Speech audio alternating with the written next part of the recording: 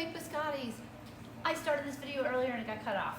I goofed. But in here we have 3 cups of flour, 1 cup of sugar, and 1 tablespoon of baking powder. That's a lot of baking powder, but you want it to have a nice bottom pot. We're gonna make a little well in the center.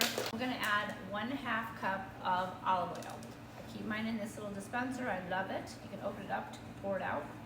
Now I know you should use a liquid measure, but we're gonna use a dry measure cup because when the dishes were put away, it was put up over my head. And now we're gonna add 3 to 4 eggs. We're gonna start out with 3 of them and see how we do. And then if we need that extra one, we'll pour it in. Sometimes the flour is really dry and sometimes it's not.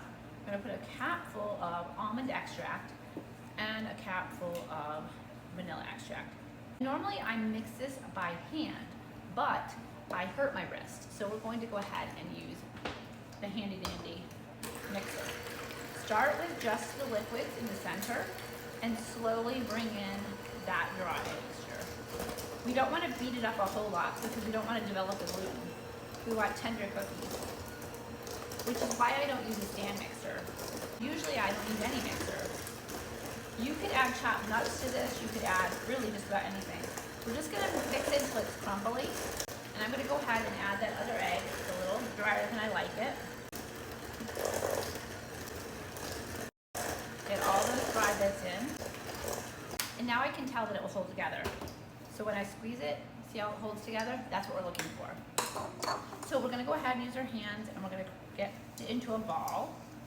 Just a quick little press and squeeze, press and squeeze. And then we're gonna divide this into 2 pieces and I'll show you what it looks like when you put it on the pan. I'm just gonna go ahead and continue this off camera and then I'll show you. I divided it into 2 pieces. And now we're just gonna roll each piece into a log. So we're just gonna roll it. And then we're gonna flatten that log out. So you just take your fingers and you press. It's a rough shaping, you don't have to be perfect with it. And then I use a baking pan because you don't need any parchment paper, but if you have a regular baking pan, use that parchment paper or the non-stick foil. It'll make your life easier. I'm just gonna go ahead and place it on the pan. We're gonna do the same thing with this one. Just rolling it. And it may separate a little bit, that's just fine. Don't worry about it, just keep going. And press it down. Square off your edges a little bit so everything bakes evenly. And then we're gonna go ahead and transfer that to the pan. So now I've got 2 on my pan. I'm gonna even them up. Make sure they're about the same width, the same length. I just use my hand to make sure they're even. Now we're gonna bake these at 375 for 20 minutes. Then we're gonna take them out